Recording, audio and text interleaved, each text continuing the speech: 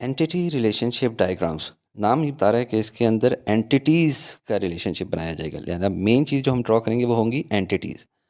सवाल है, अ city has many universities and each university has many departments, each department has many teachers, define the attributes for entities university, department and teacher and draw the E R diagram. अब देखें, इसमें जो entities हैं उसने आखिर में खुद ही बता दिया कि यूनिवर्सिटी, डिपार्टमेंट एंड टीचर है।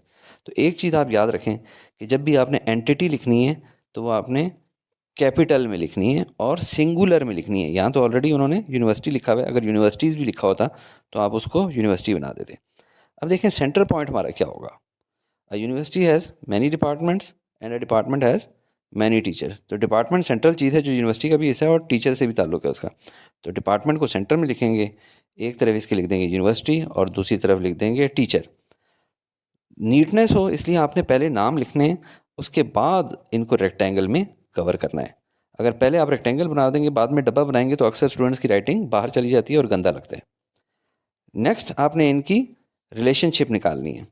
अब देखें, सिटी हैज़ मैनी यूनिवर्सिटीज़, तो इसका तो नहीं, क्योंकि सिटी है ही नहीं बीच में, ये एंटिटी के तौर पे तो ये नहीं लिख सकते।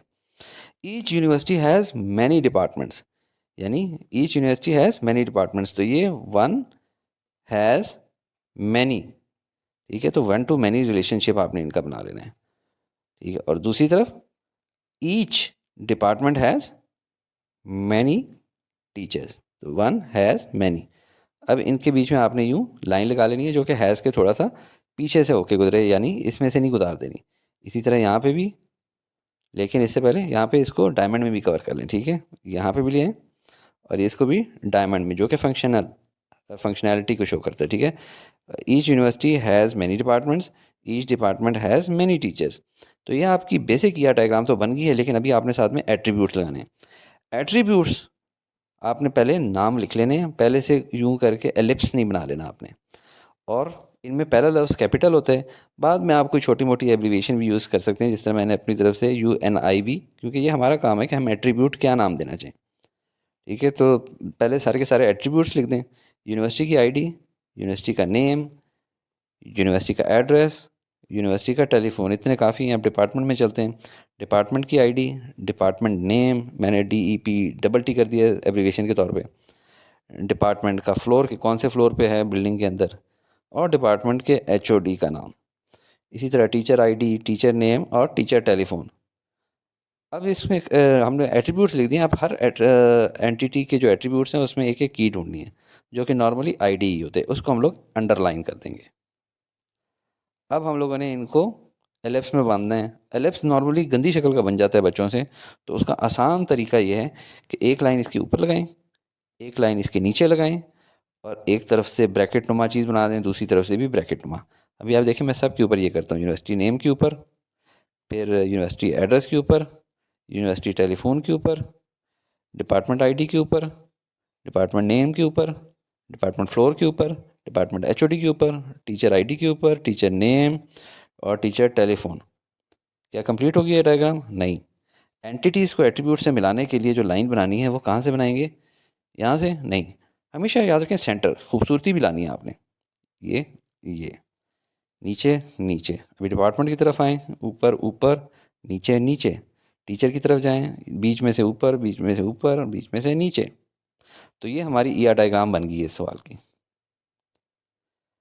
Question number 2, a company sells many products to their customers, there are many suppliers who supply various products, draw the ER diagram of entities company, supplier and customer. अब देखें, मेन चीज़ जो है ना, वो सप्लायर कंपनी को देते हैं चीज़ें और कंपनी आगे कस्टमर को देती है। तो मेन कंपनी सेंटर में आएगा, एक तरफ सप्लायर और एक तरफ कस्टमर। कैपिटल में लिख रहा हूँ और सिंगुलर में लिख रहा हूँ। अब इसको आप जो है रेक्टेंगल में क्लोज कर दें ताकि पता लगे कि ये एंटिटी है।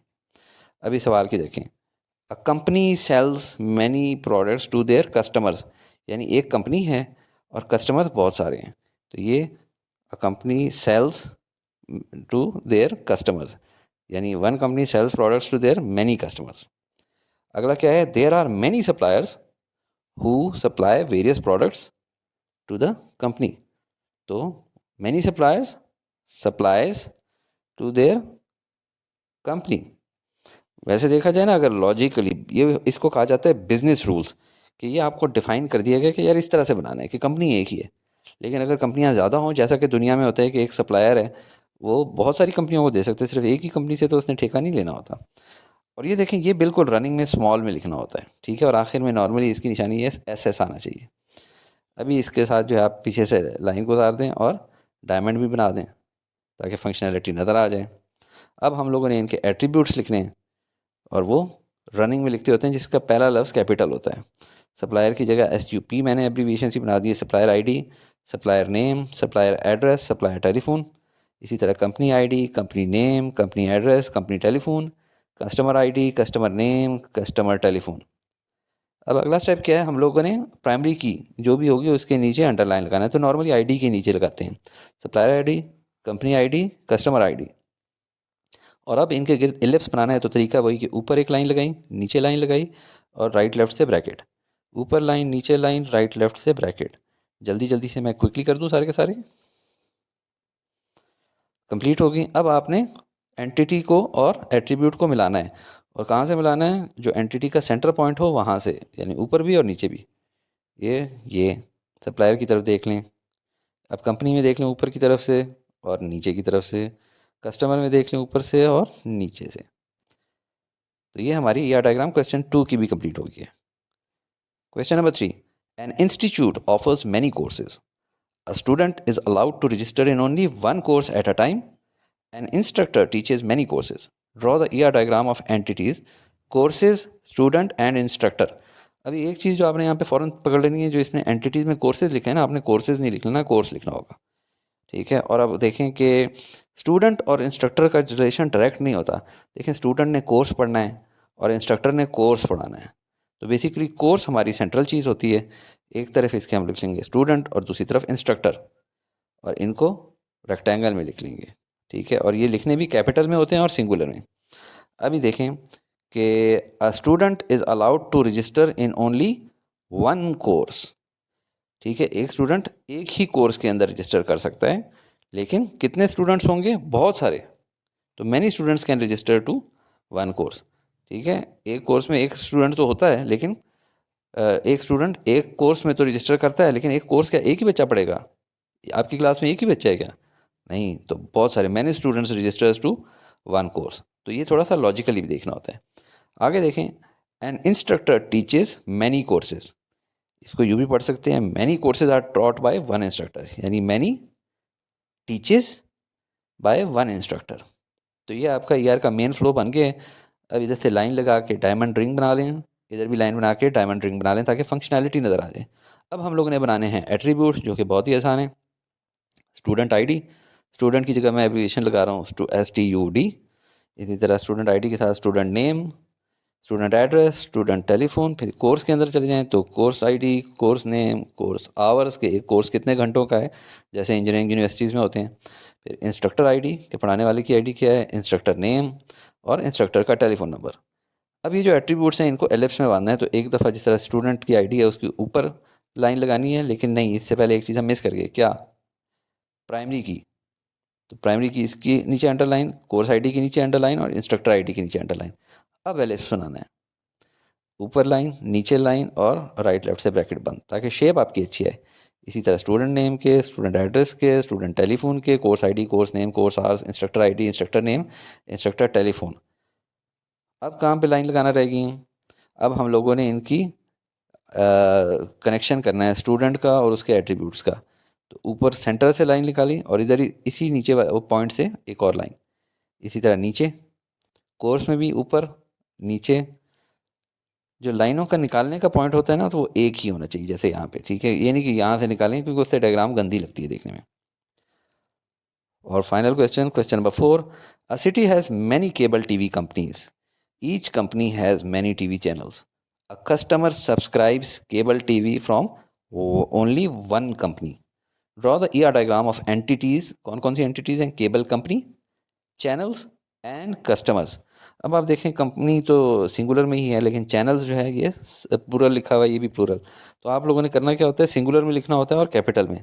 तो सेंट्रल पॉइंट क्या होगा, देखें, एक कंपनी है, उसके बहुत सारे चैनल्स हैं, और एक कंपनी जो होती है वो बहुत सारे कस्टमर्स को प्रोवाइड भी करती होती है केबल। तो हमारा सेंट्रल पॉइंट होगा केबल टीवी की कंपनी, एक तरफ हम लिख लेंगे चैनल्स और एक तरफ कस्टमर्स। कस्टमर, ठीक है, बोलने में कस्टमर्स निकल गया लेकिन लिखना हमने सिंगुलर में ही है। और अब इसको रेक्टेंगुलर में बंद कर देते हैं ताकि हमें पता लगे कि ये एंटिटी है। अब हम लोगों ने इनका रिलेशन बनाना है। अब देखें कहाँ से शुरू हो रहा है। सिटी है, सिटी तो है नहीं, लिहाजा ये वाला जुमला नहीं शामिल होगा, ठीक है, क्योंकि सिटी एंटिटी नहीं है, लिहाजा ये वाला जुमला शामिल नहीं होगा, ठीक है। Each company has many TV channels, तो इसको कैसे लिखेंगे? Each company has many TV channels. आगे चलते हैं। A customer subscribes cable TV from only one company, ठीक है, यानी क्या क्या एक कस्टमर होगा? नहीं। क्या सिर्फ आपके घर केबल टीवी आ रहा है? नहीं, बहुत सारे लोगों के घर आ रहा है। तो हम लिखेंगे one cable TV subscribes by या सब्सक्राइब्ड बाय मैनी कस्टमर्स। अब इसको आप जो है लाइन लगा के इसके जो है डायमंड रिंग लगा लें, लाइन लगा के डायमंड रिंग लगा लें, आपकी फंक्शनैलिटी भी नज़र आ गई। अब हम लोगों ने क्या करना है, हम लोगों ने एट्रीब्यूट्स डिफाइन करने हैं। तो जो भी चैनल्स हैं उनके क्या एट्रीब्यूट्स होते हैं? चैनल आईडी, जिसको चैनल फ्रीक्वेंसी भी कह सकते हैं, इस तरह चैनल नेम, चैनल की फ्रीक्वेंसी यहाँ पे मैंने लिख दी है, चैनल आईडी अलग है, ठीक है। चैनल आईडी कोई आइडेंटिफिकेशन हमने हमेशा आपने एक देनी है। और चैनल टाइप, किसका गानों का चैनल है या मूवीज़ का चैनल है, ख़बरों का है। केबल टीवी के एट्रीब्यूट्स निकालेंगे, तो cable ID, cable owner, cable address, customer की customer ID, customer name, customer telephone. Next step हमारा होता है कि प्राइमरी की डिफाइन करना। तो हर किसी की जो आईडी है इसको अंडरलाइन कर लें, चैनल आईडी, केबल आईडी और कस्टमर आईडी। अब हम लोगों ने इनको एलिप्स बनाना है इनके गिर्द के, तो अच्छा तरीका ताकि ख़राब ना हो, ऊपर लाइन नीचे लाइन चैनल आईडी को देख लें और राइट लेफ़्ट से ब्रैकेट्स। इसी तरह चैनल नेम का कर लें, मैं ज़रा क्विकली करता हूँ ताकि एक दफ़ा आपको समझ भी आ जाए। अभी हम लोगों ने करनी है इनकी कनेक्टिविटी, चैनल से चैनल आईडी, चैनल नेम, नीचे की तरफ भी ये सारे के सारे कनेक्ट कर दिए और आपके चारों पार्ट्स कंप्लीट हो गए हैं।